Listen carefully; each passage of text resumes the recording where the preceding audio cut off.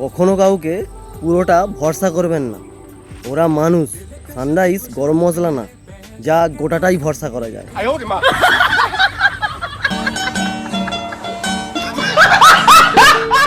পশ্চিমবঙ্গে যিনি চুলের ডাক্তার, মুম্বাইয়ে তিনি বালের ডাক্তার।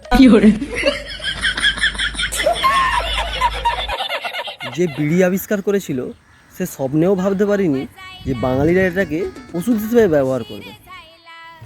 কিছু বাঙালি এটাকে খাবার পর হজমের ওষুধ হিসাবে ব্যবহার করে, আর কিছু বাঙালি এটাকে সকালে পেট পরিষ্কারের ওষুধ হিসাবে ব্যবহার করে।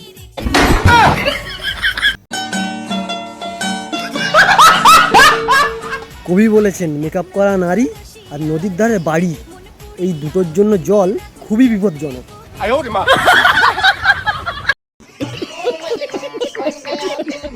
কোর্ট ম্যারেজ করে টাকা বাঁচান আর হানিমুনে বিদেশ ঘুরে আসুন, কারণ রিলেটিভদের এমনিও খাবার পছন্দ হবে না।